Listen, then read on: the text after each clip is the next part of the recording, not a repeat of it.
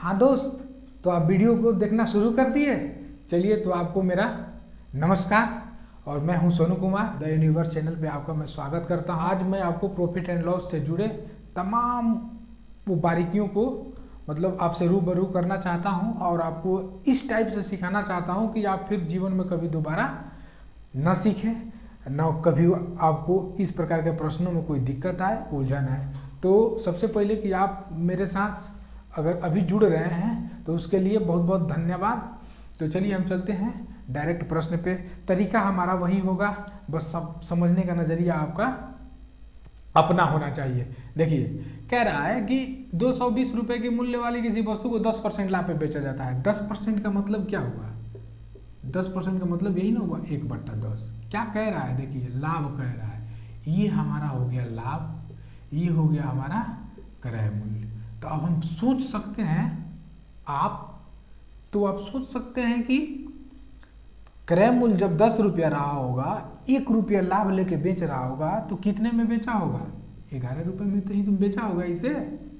अब बताइए कि अब यहाँ से हम वो सारी चीजें निकाल सकते हैं। देखिए क्या क्या निकाल सकते हैं। क्रय मूल्य, ये क्या दिया हुआ है? 220 रुपया क्रय मूल्य तो है कि उतने रुपए के मूल्य वाली किसी वस्तु को 10% लाभ पर बेचा जाता है। तो लिख के मैंने छोड़ दिया, बाकी पूरा चीज बताने के लिए। एक वहां लिखने से क्या फायदा है? पूरा जानिए ना, जब जानना हो तो। जब सीखिए रहे तो पूरा सीखिए। तो क्रय मूल्य की वैल्यू देखिए, 10 की वैल्यू दे रखा है 220। 1 की वैल्यू निकाल लेंगे 220/10। 1 की वैल्यू दोस्त जब निकाल लिए तो यहां से क्या चीज की वैल्यू ना निकाल सकते हैं? अगर हमने कहा कि विक्रय मूल्य निकालिए, 1 की वैल्यू है 11 का वैल्यू निकाल देंगे, तुरंत 11 से गुणा करेंगे तो विक्रय मूल्य हमारा क्या हो जाएगा? यानी कि 242। अगर कहेगा कि क्रय मूल्य की वैल्यू निकालिए, तो क्रय मूल्य की वैल्यू अगर 10 में गुणा कर देंगे 22 से, तो देखिए तो हमारा जो प्रश्न में दे रखा है वो है कि नहीं उतना 220। अगर कहेगा लाभ निकालने के लिए, तो 1 में हम गुणा कर देंगे 22 से, यानी कि हमारा कितना हो जाएगा? 22 हो जाएगा। अब मुझे ये बताइए कि मैंने एक मतलब जो ये टाइप मैंने लिया उस टाइप से सारा मतलब पूरा का पूरा यहाँ प्रश्न ओपन हो गया। अगर यहाँ पे देखिए, अब यहीं पे हम लोग सीखते चलेंगे। यहाँ पे 10% लाभ के बजाय 10% हानि देता था, तब क्या करते हम? तो हम यही ना करते, हमें करना कुछ नहीं था। फिर 10% का मतलब क्या हुआ? 1/10। तो 1/10 हो गया। तो ये हमारा क्रय मूल्य देखिए, ये एक ऐसा है जो मैंने बेसिक में बता चुका, पिछले की वीडियो में बहुत अच्छे तरीके से बता चुका हूँ कि लाभ और हानि दोनों की गणना क्रय मूल्य पर होती है। नीचे वाला बदलेगा नहीं, क्योंकि दोनों का आधार ही होता है क्रय मूल्य। अगर ये 10 हो गया तो ये हो गया हमारा क्या? हानि हो जाएगा। और ये देखिए ना, इसके बीच में यानी कि 10 रुपया क्रय मूल्य है तो 1 रुपया घाटा करके बेच दे रहा है, यानी कि विक्रय मूल्य कितना हो जाएगा? 9 रुपया विक्रय मूल्य। अब मुझे बताइए कि ये क्रय मूल्य, अब देखिए अभी भी क्रय मूल्य 10 की वैल्यू कितनी है? वही तो है 220। 220 है तो 1 की वैल्यू कितनी निकल जाएगी? 22 रुपये। 1 की वैल्यू वही तो निकलेगी। तो जब 1 की वैल्यू निकाल लिया तो ये हमारी हानि हो जाएगी 22 रुपये।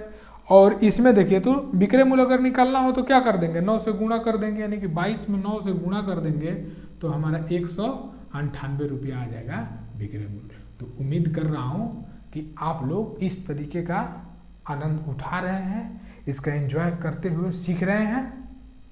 तो मैं चलूँगा, एक ऐसे ही और प्रश्न लूँगा, थोड़ा सा उसमें उलझन होगा, वो मैं क्लियर करा देना चाहता हूँ, इसलिए उसे लेना पड़ रहा है। तो चलिए उस प्रश्न को देखते हैं। मजे करते रहिए, सीखते रहिए, पूरा बिंदास रहिए।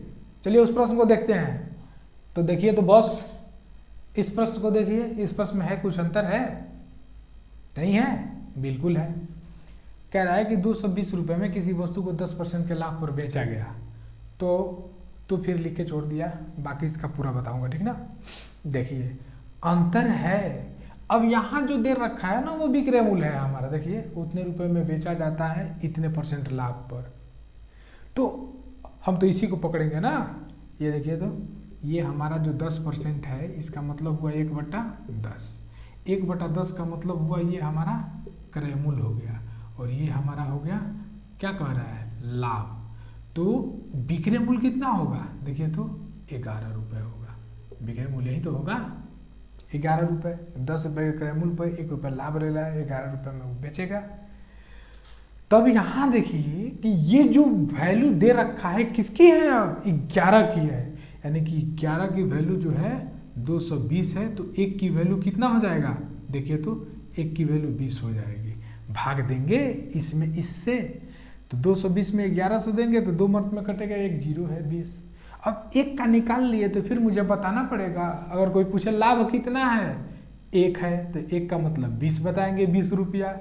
क्रयमूल्य कितना होगा, तो देखिए ये 10 है, गुणा कर देंगे 10 से, क्या बताएंगे हम, 200 रुपये। अब विक्रय मूल्य कोई पूछे, कहाँ से पूछेगा, प्रश्न में दिया नहीं है। अब आप लोग भी ना ये भी समझेंगे, करेंगे 20 से गुणा, 220 रुपया है प्रश्न में, देखिए तो चलिए ऐसे ही कुछ वजनदार सवालों के साथ आगे बढ़ते रहेंगे, है ना। आगे दूसरा प्रश्न देखते हैं, चलिए इस प्रश्न को देखते हैं। अरे टाइप अलग अलग पढ़ रहे हैं तो अलग ही टाइप मिलेगा। यानी कि विक्रय मूल्य पर 25% की हानि पर बेचा जाता है। इस प्रश्न में कुछ है नहीं वैसे तो, फिर भी मैं बता देना चाहूँगा कि जो 25% हानि पे ये बेच रहा है, 25%, इसका मतलब हुआ 1/4। और परसेंटेज को हटाएंगे, नीचे बटा 100, 25 से 4 मत में काटेंगे, 1/4 हो गया। तो इसको हम क्या कहेंगे, इसको हम क्या कहेंगे, विक्रय मूल्य, और ये हो गया हमारा हानि। क्यों विक्रय मूल्य कहेंगे, आप कहेंगे कि आप ही तो कह रहे थे कि पढ़ा रहे हैं कि भाई लाभ और हानि का आधार क्रय मूल्य होता है, लेकिन विक्रय मूल्य यहाँ क्यों कर दिए, क्योंकि देखिए प्रश्न कह रहा है कि विक्रय मूल्य पर 25% की हानि पर बेचा गया है, तभी तो यहाँ पूछ रहा है कि जो हमारा एक्चुअल में जो लॉस हुआ है उसका प्रतिशत में मान बताना है। तो एक्चुअल में लॉस किस पे होगा, क्रय मूल्य पे ही तो होगा, तभी तो बताएंगे हम। अब बताइए कि बेच दिया है 4 रुपए में, तब भी 1 रुपये हानि है, इसका मतलब उसकी कीमत क्या थी, 5 रुपये। आया समझ में, ऐसे सीखेंगे कि 4 रुपये में बेच दिया है, फिर भी 1 रुपया घाटा है, इसका मतलब 1 रुपया और मिलना चाहिए तब ना उसका वो लागत आता। तो 4 और 1 5 हो गया, ऐसे समझेंगे। सूत्र का कोई झंझटे नहीं है, मेरा शुरू से प्रयास रहा है कि जो भी अंकगणित में पढ़ाऊँ उसमें सूत्र का कोई जिक्र ना हो। जहाँ लगेगा कि हाँ यहाँ सूत्र बताना जरूरी है, वहाँ तो जरूर बताना है ना। उससे अगर फायदा हो तो सबको समेटते चलना है, छोड़ना कुछ नहीं है। ये कंफर्म हो गया। तो कह रहा है कि एक्चुअल हानि यानी कि जो वास्तविक जो है हानि प्रतिशत वही बताना है। तो हानि कितनी हो रही है, 1। अब वास्तविक बताएंगे तो किस पे बताएंगे, क्रय मूल्य पे, और प्रतिशत निकालेंगे तो इसको 100 से गुणा करेंगे तभी तो होगा, 5 से 20। कुछ करना ही नहीं था, देखिए तो 20% आगे निकला हमारा वास्तविक हानि प्रतिशत।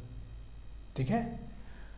अगर अब इसी पे देखेंगे कि अगर यहाँ कहता किसी वस्तु को विक्रय मूल्य पर 25% हानि के जगह पर अगर कह देता कि लाभ पर बेचा जाता है तो वास्तविक प्रतिशत लाभ बताए, ये भी तो पूछ सकता था, ये भी तो तरीका हम जानेंगे। तो चलिए इस तरीके को भी देखते हैं, देखेंगे कैसे। 25% का मान अभी भी वही है, बदलेगा नहीं। और ये देखिए विक्रय मूल्य पर है तो ये हमारा विक्रय मूल्य रहा, और ये अब हमारा क्या हो जाएगा, लाभ हो जाएगा। तो क्रय मूल्य पता कर सकते हैं, करेंगे पता कितना होगा। देखिए तो 4 रुपये में बेच दिया है तो 1 रुपया फायदा हुआ है, इसका मतलब 3 रुपये में खरीदा होगा ना क्रय मूल्य। अब ये कह रहा है कि हम वास्तविक प्रतिशत लाभ बताना है, तो लाभ कितने का हो रहा है, 1 का। अब क्रय मूल्य पे होगा ना वास्तविक, और गुणे 100, इतना क्या कर देंगे, प्रतिशत कर देंगे। यानी कि हम देखेंगे 100/3 है, यानी कि 33.1/3%, यही हमारा वास्तविक लाभ हो जाएगा। कुछ नहीं करना है इसमें, बस वही सेंस, थोड़ा सा सेंस का प्रयोग करना है। यहाँ पे क्रय मूल्य कैसे निकालेंगे, विक्रय मूल्य कैसे निकालेंगे, ठीक है ना। यहीं पे सब खेल है वो, बाकी कुछ नहीं है इसमें। तो इसके अगले टाइप को सीखे ना। उम्मीद कर रहा हूँ कि मजा आ रहा होगा खूब, है ना। और सीखते चलिए, कोई दिक्कत नहीं है। जितने फंडे होते हैं ना आपको मैं ऐसे ही पूरा पढ़ा डालूंगा, ना कहीं से कोई ऐप खरीदने की जरूरत पड़ेगी, ना कहीं से कुछ लेने की जरूरत पड़ेगी। और एक बात और देखिए, मैं ये पढ़ा रहा हूँ ना, तो सबसे बढ़िया पढ़ने का तरीका जानते हैं क्या है, दुनिया का कोई सा भी गणित का किताब उठाइए जो कंपटीशन से रिलेटेड हो और आपके लिए जो जरूरी हो। देखिए किताब कोई भी बुरा नहीं होता, आप कोई सा भी किताब उठाइए।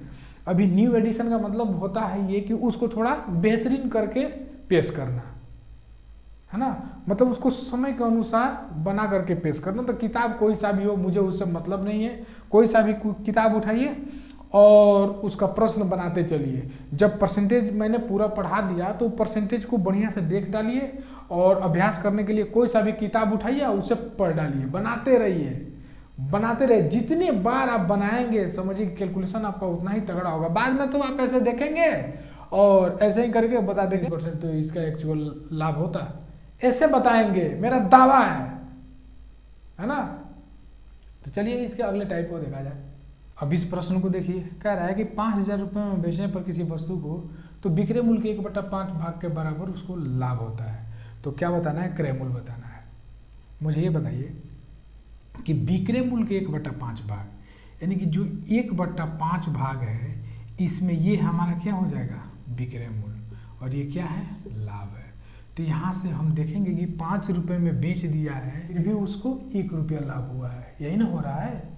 तो इसका मतलब उसको खरीदा कितने में गया होगा? 4। इतना ही में तो उसकी खरीद मूल्य यही तो हुई होगी भाई। देखिए सोना नहीं है, चाहे कुछ भी हो, जगह रहना है ना। उसका क्रय मूल्य कितना हो जाएगा? 4, यानी कि 5 रुपये में बेच दिया, उसको 1 रुपया लाभ हो रहा था, 4 रुपये ना क्रय मूल्य होगा। अब ये कह रहा है कि 5,000 रुपया में बेचने पर, यानी कि जो विक्रय मूल्य यानी कि 5 की वैल्यू कितना दे रखा है? 5,000। 1 की वैल्यू कितना हो जाएगा? 1,000 निकलेगा। और 4 की वैल्यू ही तो बतानी है, कितना हो जाएगा? 4 से गुणा कर देंगे, 4,000 हमारा उत्तर आ जाएगा। क्रय मूल्य तो बताना है। लाभ बताना होता तो सीधे डायरेक्ट कहते कि लाभ का मान यहाँ 1 है तो सीधे कहते 1,000 लाभ होगा। इसे निकाल के देख लेंगे। अगर विक्रय मूल्य 5,000 है तो इसका 1/5 जो निकालेंगे तो ये कितना है? 1,000। वही ना कह रहा है कि विक्रय मूल्य के 1/5 भाग के बराबर लाभ होता है। तो ये हमारा लाभ हो गया। ये बताइए कि जब ये लाभ हो गया, 5,000 जो है विक्रय मूल्य हो गया, तो क्रय मूल्य कैसे निकालेंगे? क्रय मूल्य यानी कि बेचा है इतने में, 5,000 में, तो उसको लाभ इतना हुआ है, यानी कि खरीदा होगा कितने में? 4,000 में। ऐसे ही तो निकालेंगे। तो यही कंसेप्ट था, कुछ नहीं था। देखिए ना, एक और प्रश्न दे रहा हूँ, वो भी इसी के जैसा है लेकिन उसमें थोड़ा बहुत चेंज होगा। नहीं, यही सब तो हमें पढ़ना है, छोटी छोटी चीज़ों को सीखते चलना है, छोड़ना कुछ नहीं है बड़े भाई। एकदम बढ़िया से पढ़िए। जानते हैं एक सबसे बड़ी बात है कि वीडियो में आदमी फंस जाता है कि कहे गुड मॉर्निंग या गुड नाइट। दिक्कत इसमें कहाँ होती है जानते हैं? कि अगर मैं गुड मॉर्निंग बोलूँ, अगर रात को आप वीडियो देख रहे हो तो हुआ ना गड़बड़, और गुड नाइट बोल दूँ और कहीं हो सकता है कि सुबह मेरा वीडियो देख रहे हो तो गड़बड़ हुई। इसलिए सीधे सीधे नमस्कार, ये ठीक है ना? बहुत बढ़िया। चलिए तो इसके अगले टाइप को देखते हैं। लग रहा है कि एकदम बिल्कुल सेम टू सेम ही है, लेकिन सेम टू सेम थोड़े ना है। देखिए यहाँ पहले विक्रय मूल्य का 1/5 भाग के बराबर, पहले वाले में लाभ था, अब क्या कर रहे हैं? हानि होता है। लेकिन अब यहाँ क्या बदला हुआ है? क्रय मूल्य है ना अलग। इसको देखेंगे, बिल्कुल देखते रहना है। यानी कि अब देखिए 1/5 क्रय मूल्य का है ना, तो अभी इसको क्रय मूल्य कहेंगे। वहाँ जो कहा नीचे वाला वही होगा। ये हमारा क्रय मूल्य हो गया और ये क्या हो रहा है? हानि हो रहा है। यहाँ से हम विक्रय मूल्य निकालेंगे कि जब खरीदे थे, देखिए जब खरीदे थे 5 रुपये में और 1 रुपये की हानि हो रही है, तब क्या होगा? यानी कि उसे 4 रुपये में बेचा गया होगा। यही तो हमारा विक्रय मूल्य होगा। देखिए विक्रय मूल्य यही तो होगा। अब इसी 4 की वैल्यू है 5,000। देखिए 5,000 है, 1 की वैल्यू कितनी हो जाएगी? 1250। ये मैं जो 1 की वैल्यू तुरंत निकाल ले रहा हूँ, जानते हैं कहाँ से आ रहा है? कहाँ से आ रहा है? यानी कि तुरंत 4 से 5,000 में भाग कर दिया मैंने। तो यानी कैलकुलेशन मेरा ठीक ठाक है, इसलिए मैं बता दे रहा हूँ। मुझसे भी तगड़ा होना है तो एकदम पूरे सवाल को बनाइए, है ना। देखिए मैं जब पढ़ता था, जो मुझे आसानी से आता था उसे भी मैं बना लेता था, यानी कि उसका सॉल्यूशन करता था मैं पूरे प्रोसेस बाय प्रोसेस। ऐसा नहीं कि हाँ ये तो आ रहा है इसको छोड़ के निकल जाऊँ। मुझे अपना कैलकुलेशन सुधारना था, इसलिए उन सभी प्रश्नों को किया जो मुझे आ जाते थे। आप लोग ऐसा मत करिए, छोड़ के मत बनाइए, अभी से बनाइए, कैलकुलेशन ठीक ठाक कीजिए। देखिए कामयाब होने के लिए ना अगर सही मायने में देखा जाए तो 2 साल काफ़ी है, लेकिन इसके बावजूद भी अगर टाइम लग रहा है तो समझिए कि आपकी तैयारी कहीं ना कहीं अधूरी है। इस समय ना गणित का रोल बहुत बढ़ गया है। तो इसलिए देखिए, गणित आप सीखिए पर सिखाने के लिए। तो मेरा मकसद यही है कि गणित का बेस कोई छोड़े ना, और सीखे तो ऐसा सीखे कि कुछ उससे छूटे ना। तो चलिए यहाँ देखिए, 1 की वैल्यू निकल गई।